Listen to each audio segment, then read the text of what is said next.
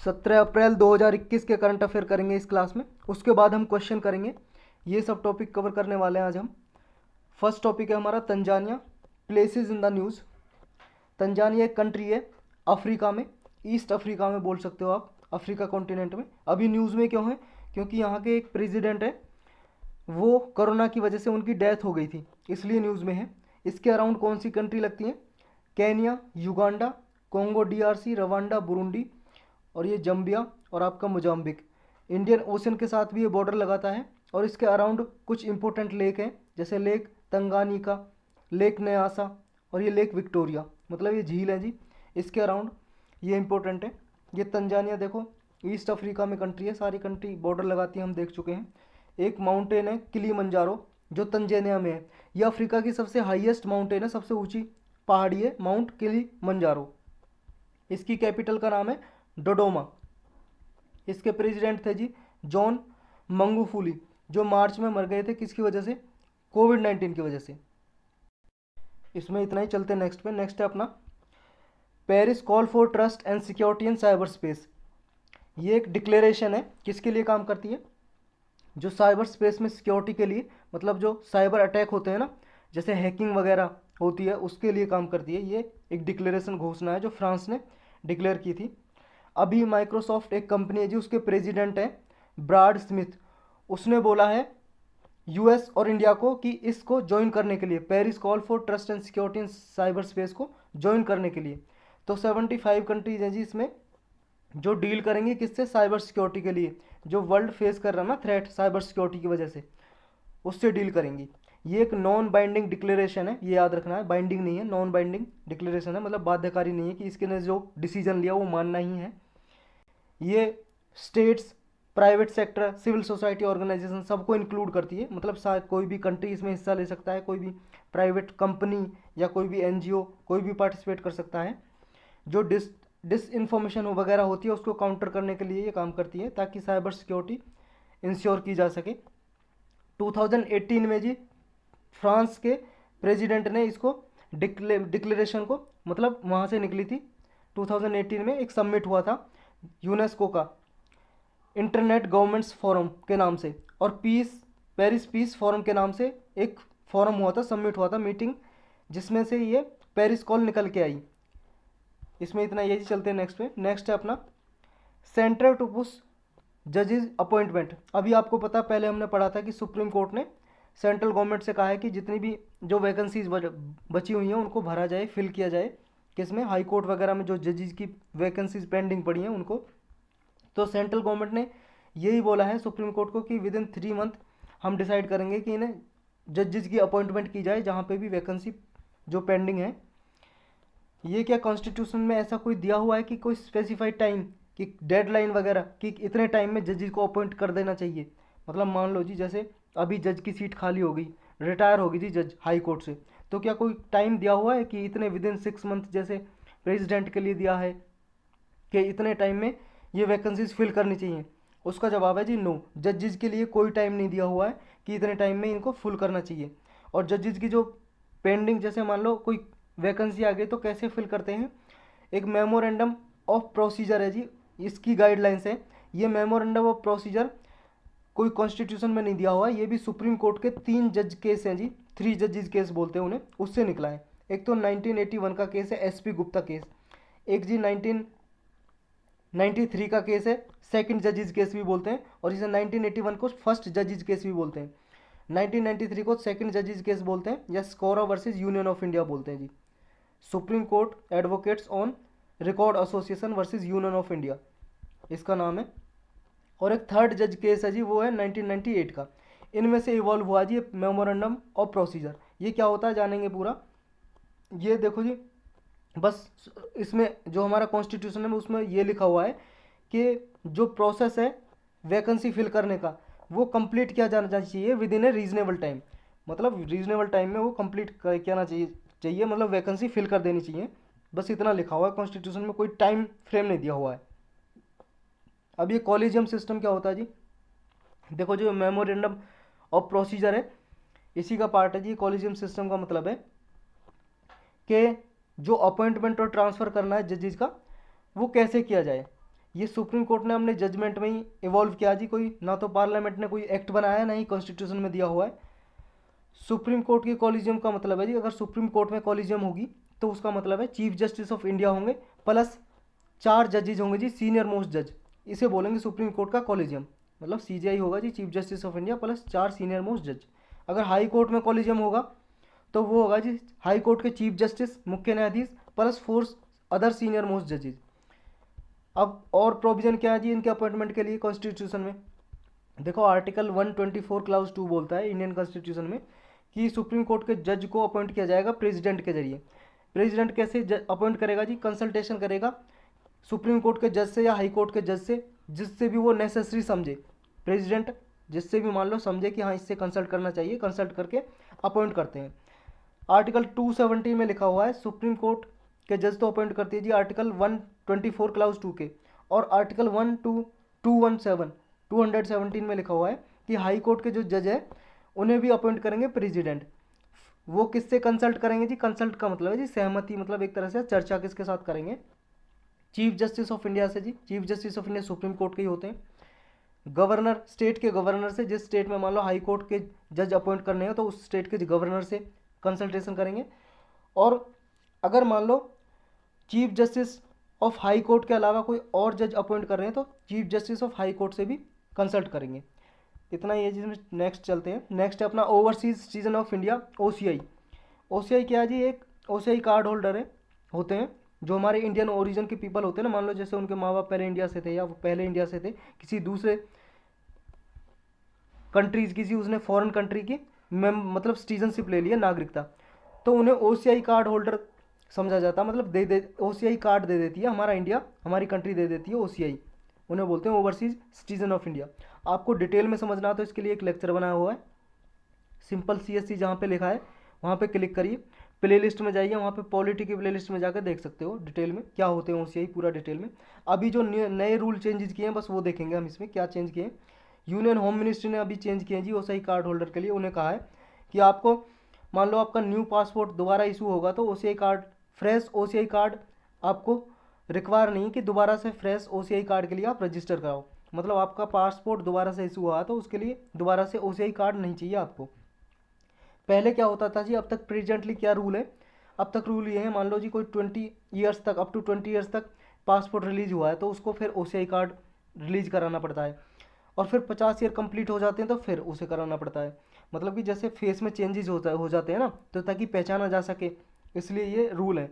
लेकिन latest rule क्या है, देखो उसे क्या जी, अगर मान लो 20 ईयर से पहले उसने ओसीआई कार्ड होल्डर है तो उसे एक बार इशू कराना पड़ेगा जी 20 ईयर्स तक।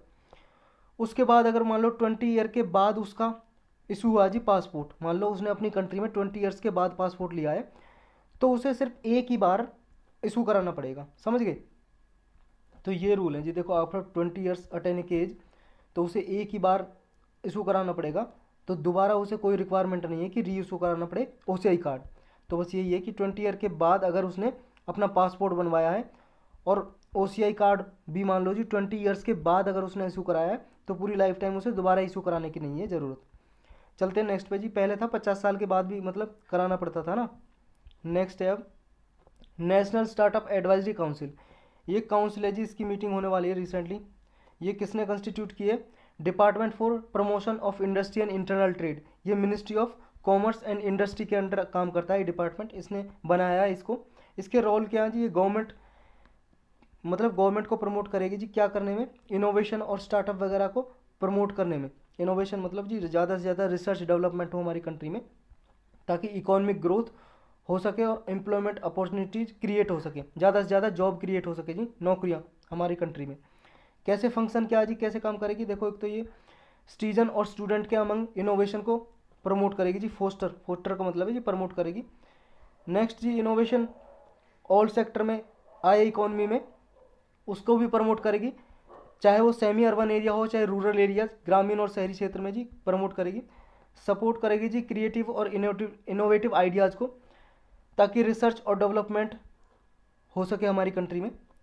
इसका स्ट्रक्चर क्या है जी, मतलब कैसे क्या क्या है इसमें, देखो नेशनल स्टार्टअप एडवाइजरी काउंसिल में चेयरमैन कौन होंगे, ministry of Commerce and industry, ये जो कॉमर्स एंड इंडस्ट्री मिनिस्टर हैं जी, वो इसके चेयरमैन होंगे, मतलब अध्यक्ष होंगे। इस काउंसिल में कुछ नॉन ऑफिशियल मेंबर होंगे जिनको अपॉइंट मतलब नॉमिनेट करेगा सेंट्रल गवर्नमेंट, नामांकित करेगा। नॉन ऑफिशियल मेंबर ऐसे जी मतलब कोई गवर्नमेंट जॉब में नहीं है वो, मतलब ऑफिसर नहीं है कोई, वो बस जैसे प्राइवेट मेंबर को, प्राइवेट कंपनी के किसी मेंबर को अपॉइंट कर दिया, उन्हें बोलेंगे नॉन ऑफिशियल मेंबर। कुछ और भी नॉमिनी होंगे जी, जैसे मिनिस्ट्री और डिपार्टमेंट से उनके जॉइंट सेक्रेटरी वगैरह होंगे, जो जैसे आप आईएएस बन के जॉइंट सेक्रेटरी बन गए तो इसके मेंबर बन सकेंगे, समझे। नेक्स्ट है जी अपना वैक्सीन नेशनलिज्म। वैक्सीन नेशनलिज्म क्या है, देखो जी अभी एक ग्रुप है जिसका नाम है all India people science network, उसने कहा है कि देखो ये वैक्सीन नेशनलिज्म का जो आइडिया है ये बिल्कुल बहुत ही बेकार है और इसको गिवन अप कर देना चाहिए। गिवन अप का मतलब है जी छोड़ देना चाहिए। इशू क्या है अभी देखो, सेंट्रल ने पहले क्या है अपनी नेबरिंग कंट्रीज में कोवैक्स प्रोग्राम चला रखा था कि फ्रीली सारी जो लोअर इनकम कंट्रीज है ना, हमारी नेबर कंट्री जो गरीब कंट्री है, उनको फ्रीली सप्लाई कर रहे थे कोरोना की वैक्सीन। लेकिन अभी कुछ रेस्ट्रिक्शन इम्पोज कर दिया जी, कुछ रेस्ट्रिक्शन लगा दिए, प्रतिबंध लगा दिए हैं भेजने में, इसलिए न्यूज़ में आया। वैक्सीन नेशनलिज्म का मतलब क्या है, वैक्सीन नेशनलिज्म का मतलब है जी मान लो अभी जैसे कोई नई बीमारी आई, जैसे कोरोना आया, तो उसके लिए वैक्सीन नहीं बनी। वैक्सीन बनने से पहले ही क्या है, कुछ कंट्री क्या है पहले ही साइन कर लेती हैं, जो भी कंपनी बना रही है, मान लो जो भी कंपनी डेवलप कर रही है ना वैक्सीन, उससे पहले ही साइन कर लेंगे, पहले ही उससे एग्रीमेंट कर लेंगे कि इतने सारी डोजेज हैं वैक्सीन की हमें चाहिए, और पहले एग्रीमेंट हो जाएगा उनका, समझ रहे हो। तो इस तरह से क्या है, गवर्नमेंट जब मैन्युफैक्चरर से एग्रीमेंट कर लेंगी तो उनकी कंट्री को मिलेगी। जो बाकी की जो डेवलपिंग कंट्री है जी, मान लो पुअर कंट्रीज हैं, उनको वैक्सीन नहीं मिल पाएगी। तो ये है वैक्सीन नेशनलिज्म कि अपनी कंट्री के लिए ज़्यादा से ज़्यादा वैक्सीन उपलब्ध कराना अपने लोगों के लिए, और बाकी जो गरीब कंट्री है, पुअर कंट्री, उनके पास तो वैसे ही रिसोर्स कम है जी, तो उनकी चिंता ना करना, अपनी कंट्री की चिंता करना। ये है वैक्सीन नेशनलिज्म, मतलब वैक्सीन राष्ट्रीयता, टीका राष्ट्रीयता बोल सकते हो आप। ये पास्ट में भी यूज हुई है क्या वैक्सीन नेशनलिज्म? हाँ जी, 2009 में 2009 में जब H1N1 फ्लू आया था, ये एक बीमारी हुई थी जी, तब भी वैक्सीन नेशनलिज्म का यूज हुआ था। लोगों ने पहले ही वैक्सीन बनने से पहले एग्रीमेंट कर लिए थे कंपनियों से, कंपनीज जितनी भी थी, और वैक्सीन अपनी कंट्री के लिए उपलब्ध कराई थी। ये ग्लोबली क्या जी, जैसे मान लो maximum number of vaccine doses जो प्रोड्यूस्ड हुई थी, उनमें से अपनी कंट्री के लिए उपलब्ध करा ली थी। यूएस ने अकेले यूएस ने 60 लाख डोजेज अपने लिए रिजर्व कर ली थी, खरीद ली थी। 60 लाख डोजेज का मतलब है जी एक 60 लाख वैक्सीन अपने लिए खरीद ली थी। ये गुड क्यों नहीं है जी वैक्सीन नेशनलिज्म? देखो जी कोई भी कंट्री तो चाहेगा ना हमारी लोगों के लिए वैक्सीन उपलब्ध हो, लेकिन ये अच्छा क्यों नहीं माना जाता? क्या कंसर्न है, क्या प्रॉब्लम है? देखो वैक्सीन नेशनलिज्म जो इक्विटेबल एक्सेस टू वैक्सीन है, मतलब सबको समान रूप से पूरी दुनिया में अगर कोई नई बीमारी है सबको वैक्सीन मिलनी चाहिए, इसके अगेंस्ट है, मतलब हार्मफुल है जी, हानिकारक है। इक्विटेबल एक्सेस टू वैक्सीन के मतलब सबको समान रूप से वैक्सीन मिलनी चाहिए, उसके अगेंस्ट है इस प्रिंसिपल के। नेक्स्ट है जी अपना, ये डिसएडवांटेज करता है जी कंट्रीज को जिनके पास फ्यूअर रिसोर्सेज हैं और बार्गेनिंग पावर नहीं है, मतलब ऐसे पुअर कंट्री जिनके पास रिसोर्सेज नहीं है कि वैक्सीन डेवलप कर सकें, उनको तो मिल ही नहीं पाएगी ना। अगर डेवलप्ड कंट्री, विकासशील देश, अमीर देश अपने लिए उपलब्ध करा लेंगे, बस खुद खरीद लेंगे। नेक्स्ट है जी, ये पॉपुलेशन, बहुत सारी पॉपुलेशन को डिप्राइव करती है, क्योंकि पब्लिक हेल्थ तो सबको प्रोवाइड करनी है ग्लोबल वर्ल्ड में। तो इस वजह से क्या है, जो बहुत सारी पॉपुलेशन है जी वो रिस्क पे हो जाएगी, मतलब उसको वैक्सीन नहीं मिल पाएगी। वेल्थी जो कंट्रीज है, मतलब जो अमीर कंट्री है, रिच कंट्री, वो उपलब्ध करा पाएंगे, लेकिन जो पुअर कंट्रीज में पॉपुलेशन है जी, बहुत ज़्यादा पॉपुलेशन है, वो डिप्राइव हो जाएगी जी, वंचित हो जाएगी, वैक्सीन नहीं मिल पाएगी उसको। क्या करने की ज़रूरत है जी आगे ऐसी वैक्सीन नेशनलिज्म ना हो? करने की ये ज़रूरत है जी WHO को, वर्ल्ड हेल्थ ऑर्गेनाइजेशन को स्टेप लेने चाहिए और एक फ्रेमवर्क तैयार करना चाहिए कि आगे मान लो जी कोई भी ऐसे कोरोना की तरह अननोन बीमारी आए और उसके लिए वैक्सीन डेवलप हो, तो पहले फ्रेमवर्क तैयार करें कि वैक्सीन जो क्या है सब में मतलब इक्विटेबली प्रोवाइड हो, समान रूप से प्रोवाइड हो सब कंट्रीज़ के लिए। तो equity entails both affordability of vaccine and access opportunity.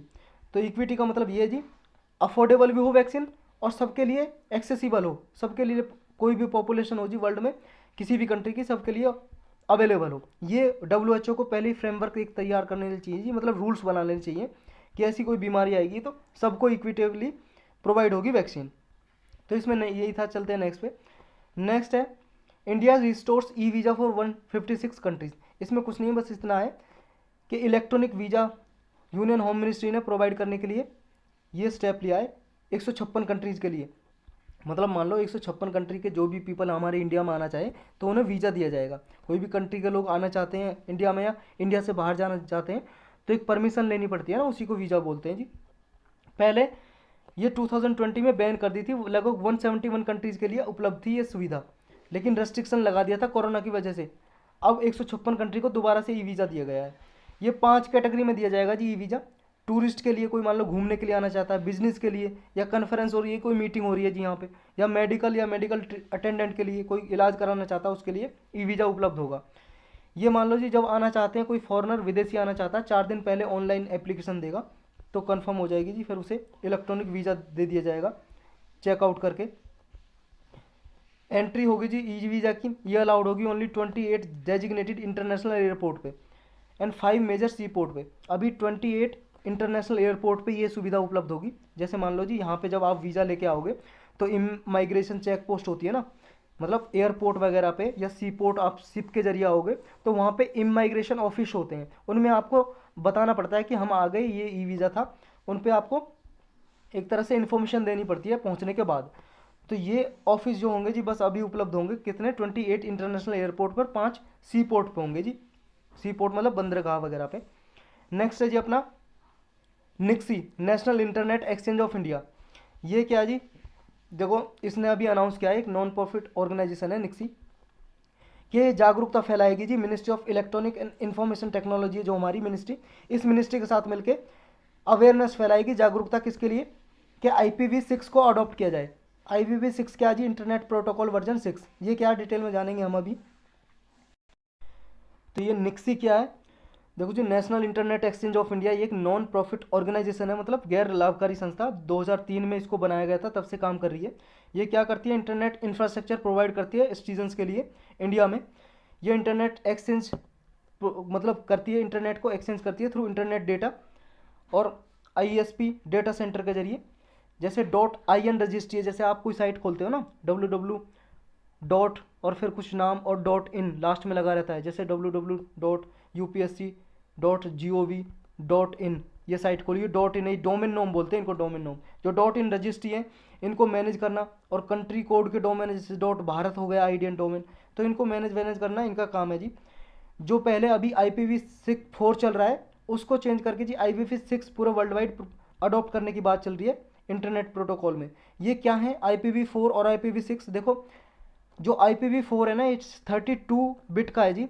इसमें क्या है कि अराउंड 4.6 बिलियन पीपल के लिए ही एड्रेस क्रिएट हो सकता है। जैसे मान लो जब आप इंटरनेट चलाते हो ना अपने मोबाइल पे, तो एड्रेस क्रिएट हो जाता है। एड्रेस का मतलब ये समझ लो जी, एक तरह से पता, जैसे आप घर में रहते हो जी, आपका कोई एड्रेस है ना, कोई आपको ढूंढेगा आपके घर में, तो एड्रेस पे होगा आपका कंट्री है, कोई कंट्री है, कंट्री में एक आपका स्टेट है, स्टेट में एक डिस्ट्रिक्ट है, और डिस्ट्रिक्ट में एक ब्लॉक है, ब्लॉक में फिर विलेज है, और विलेज में भी हाउस नंबर है।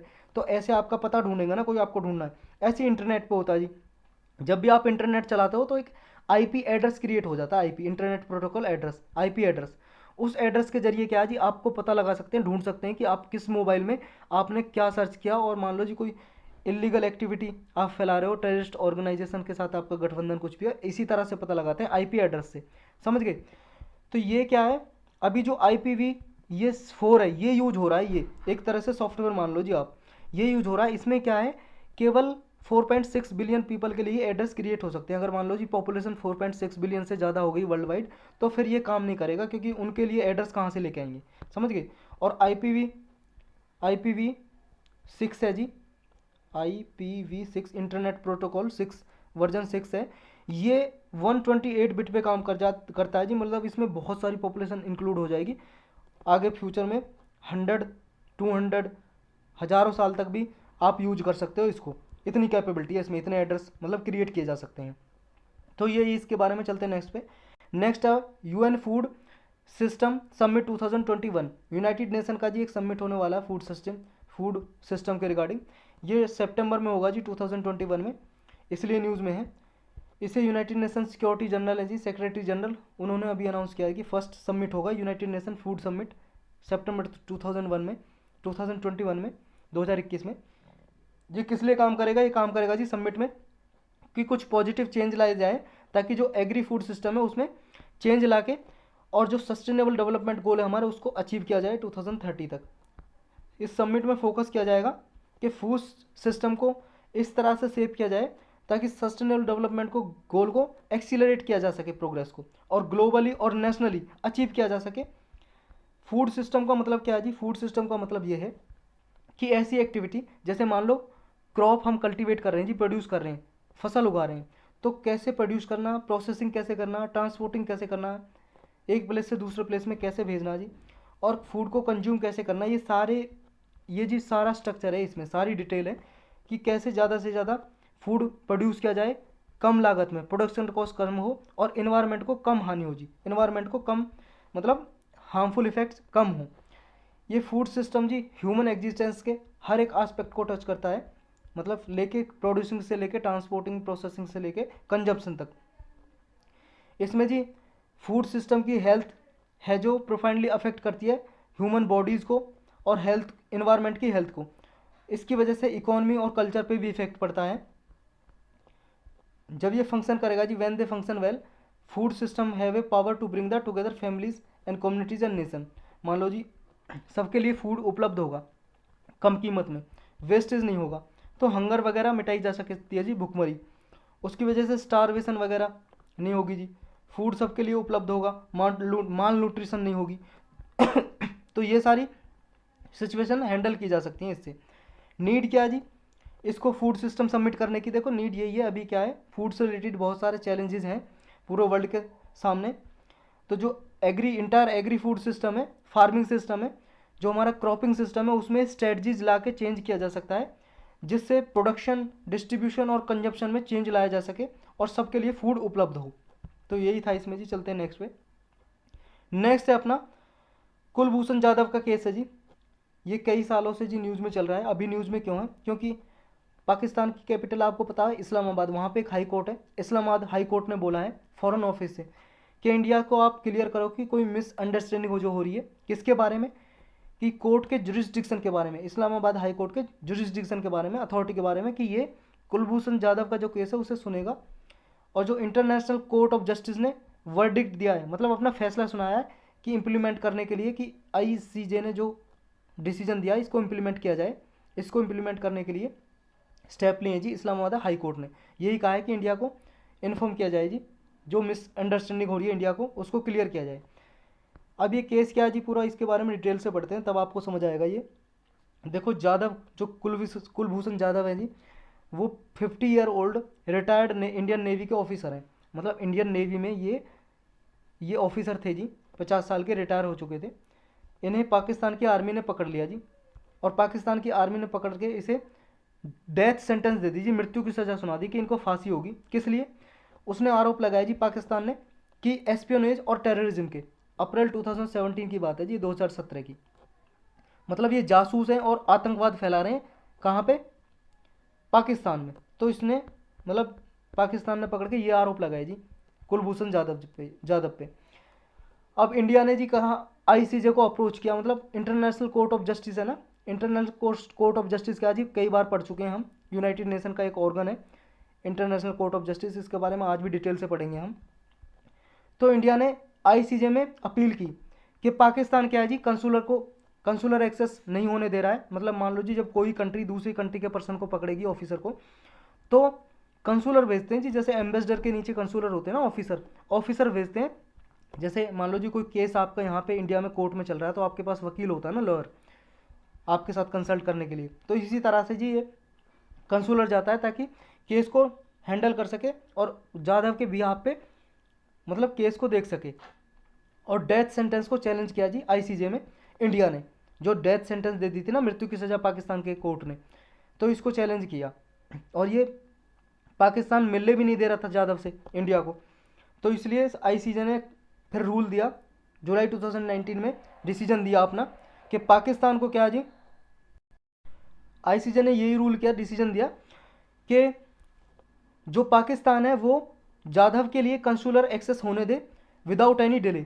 मतलब इंडिया को एक्सेसिबिलिटी दी जाए ताकि वो जाधव से मिल सके।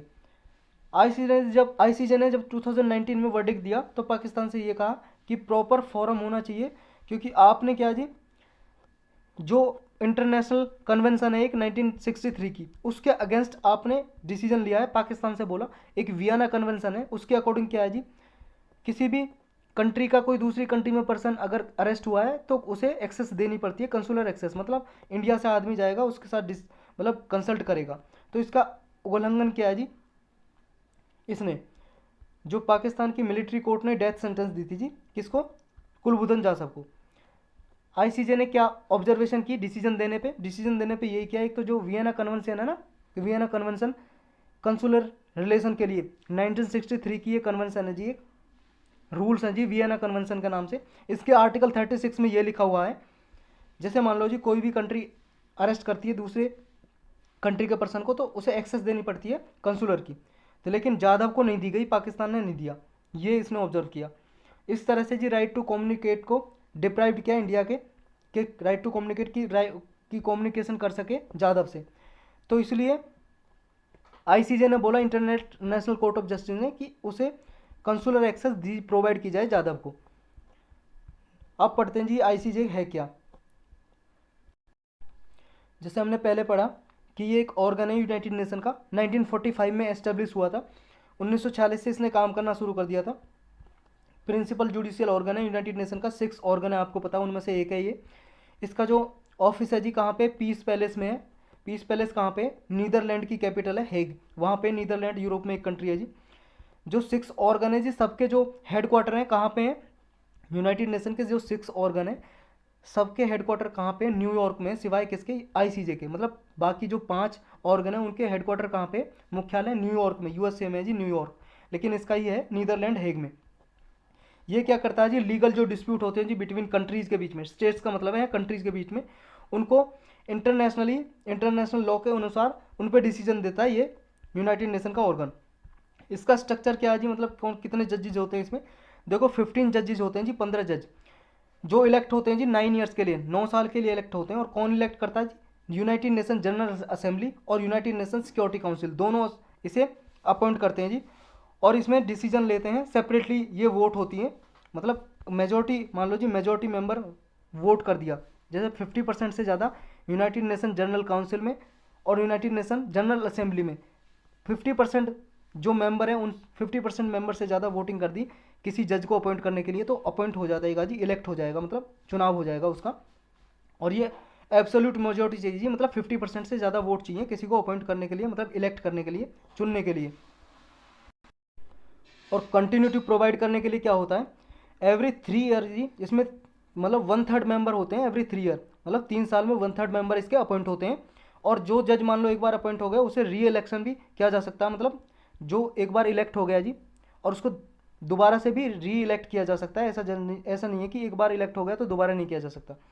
इसका एक रजिस्ट्री होती है जी आईसीजे की, जो सारे इन्फॉर्मेशन वगैरह कलेक्ट करके रखती है। और इसकी जो लैंग्वेज है इंग्लिश और फ्रेंच है, मतलब फ्रेंच और इंग्लिश में इसका काम होता है इंटरनेशनल कोर्ट ऑफ जस्टिस का। जो 15 जजेज होते हैं जी उनके कुछ रीजन प्रोवाइड किए गए कि कहाँ कहाँ से कितने जज मतलब इलेक्ट किए जाएंगे। 3 जज अफ्रीका कॉन्टिनेंट से आते हैं जी इसमें, 2 लैटिन अमेरिका और कैरिबियन से आते हैं, 2 जज लैटिन अमेरिका बोलते हैं जी, नॉर्थ अमेरिका और साउथ अमेरिका कॉन्टिनेंट है, इसके बीच वाला रीजन को बोलते हैं लैटिन अमेरिका। 3 जज एशिया से अपॉइंट किए जाते हैं, मतलब इलेक्ट किए जाते हैं, देखो इलेक्ट किए जाते हैं, अपॉइंट नहीं, इलेक्ट मतलब चुने जाते हैं। नेक्स्ट है जी 5 जो जज है वेस्टर्न यूरोप और अदर स्टेट से आते हैं, और 2 जज आते हैं जी ईस्टर्न यूरोप से। इसमें टोटल मिला के इसके 15 जज होते हैं। इंडिपेंडेंस ऑफ जजेस क्या जी, देखो ये इम्पार्शियली काम करते हैं जी सारे, इंटरनेशनल मतलब इंटरनेशनल ऑर्गेनाइजेशन है ये ऑर्गन। ये कोर्ट क्या करता है जी, इसमें जो भी होते हैं कोई गवर्नमेंट का रिप्रेजेंटेटिव नहीं होता है, ये मेंबर होते हैं क्योंकि इलेक्ट होके आते हैं ये, और इलेक्ट होके जी इम्पार्शियली काम करते हैं। इम्पार्शियली का मतलब है जी बिना पक्षपात के काम करते हैं, ये डिसीजन सुनाते हैं। इनका जुरिस्डिक्शन और फंक्शन क्या है, देखो जुरिस्डिक्शन यही है, मान लो कोई स्टेट्स है, कोई स्टेट्स का मतलब है जी कंट्री के बीच में डिस्प्यूट है तो वो लेके जाते हैं जी इसमें अपना legal dispute between the states किसी कंट्री के साथ है। और ये एडवाइजरी ओपिनियन देते हैं जी इशू पे किसी पे भी।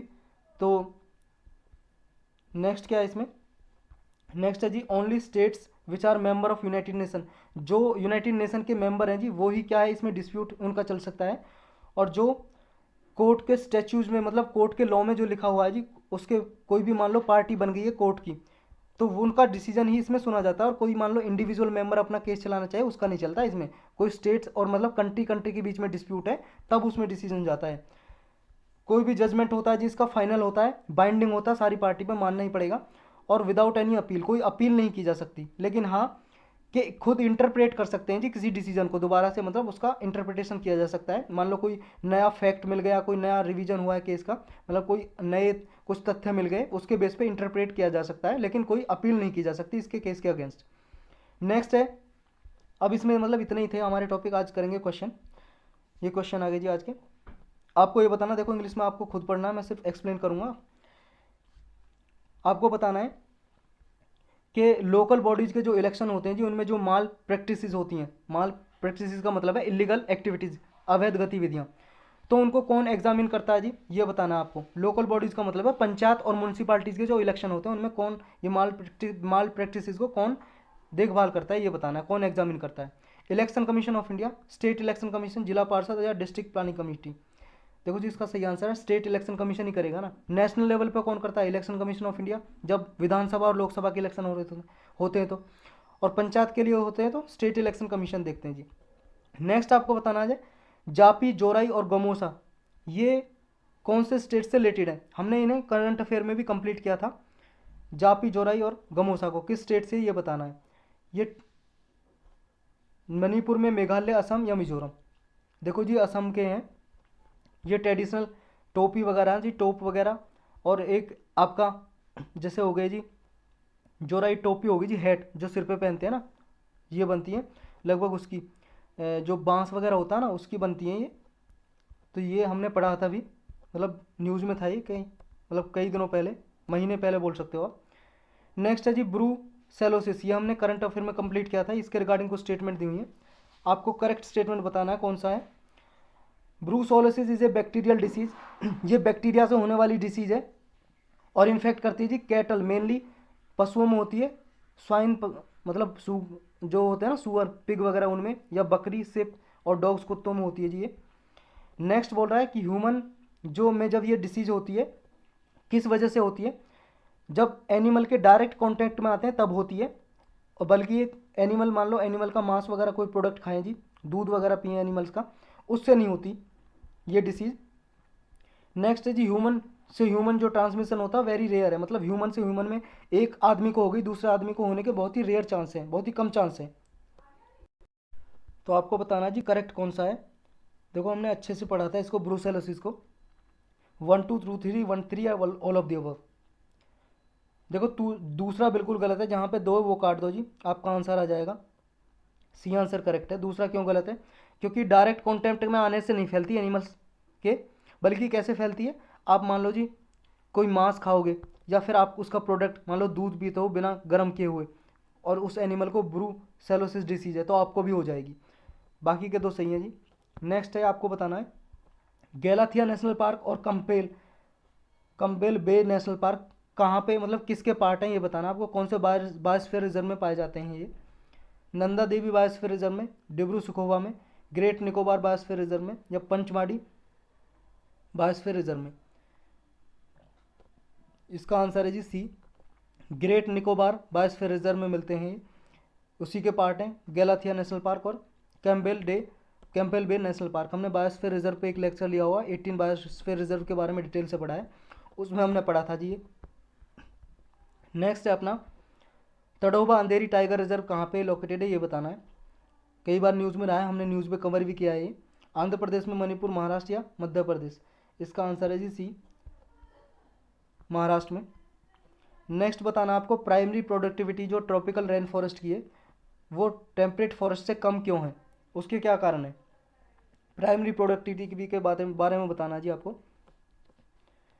आपका फर्स्ट ऑप्शन है क्योंकि यहाँ पे जो आपका ये ट्रॉपिकल रेन फॉरेस्ट है यहाँ पे लीचिंग बहुत ज़्यादा होती है, इंटेंस लीचिंग सॉइल में, जिसकी वजह से मतलब इन ट्रॉपिकल रेन फॉरेस्ट में ज़्यादा लीचिंग होती है, इसकी वजह से जो ट्रॉपिकल रेन फॉरेस्ट है उसकी प्राइमरी प्रोडक्टिविटी कम है। नेक्स्ट है low microbial activity in tropical region. Tropical region में जी माइक्रोबियल एक्टिविटी जो बहुत ही कम होती है। देखो ये अर्थ है जी, ट्रॉपिकल रीजन बोलते हैं 23.5 23.5 डिग्री। नॉर्थ और साउथ में जो रीजन है इसे ट्रॉपिकल। सब ट्रॉपिकल बोलते हैं जी 35 डिग्री तक, 23.5 से दोनों साइड, और 35 से लेकर 60 तक दोनों तक टेम्परेट रीजन बोलते हैं। तो आपको यही बताना है, ट्रॉपिकल रेन फॉरेस्ट और टेम्परेट फॉरेस्ट हैं जो, इनमें कंपेरिजन हो रहा है। सी बोल रहा है dense vegetation cover in tropical rain forest. जो ट्रॉपिकल रेन फॉरेस्ट होते हैं जी उनमें डेंस वेजिटेशन होता है, मतलब गहरे वन वगैरह फॉरेस्ट होते हैं, इसकी वजह से प्राइमरी प्रोडक्टिविटी कम होती है ट्रॉपिकल रेन फॉरेस्ट की। नेक्स्ट बोल रहा है practice of slash and burn agriculture in many tropical region. Many tropical region में जी शिफ्टिंग कल्टीवेशन होती है, जिसे स्लैश एंड बर्न एग्रीकल्चर भी बोलते हैं। इसकी वजह से प्राइमरी प्रोडक्टिविटी कम होती है क्या? सही आंसर है जी ए, क्योंकि बारिश बहुत ज़्यादा होती है जी ट्रॉपिकल रीजन में, और इस वजह से लीचिंग हो जाती है। लीचिंग का मतलब है जी बारिश के साथ साथ जो सॉइल के पोषक तत्व है ना, न्यूट्रिएंट, वो पानी के साथ बह जाते हैं, और जो अपर लेयर होती है जी सॉइल की वो बह जाती है पानी के साथ। तो इसके जो न्यूट्रिएंट हैं वो भी पानी के साथ चले गए, तो इस वजह से जो प्राइमरी प्रोडक्टिविटी है जी वो कम होती है टेम्परेट फॉरेस्ट से। समझ गए? तो यही था जी इसके बारे में, और हमारा लेक्चर भी इतना ही था।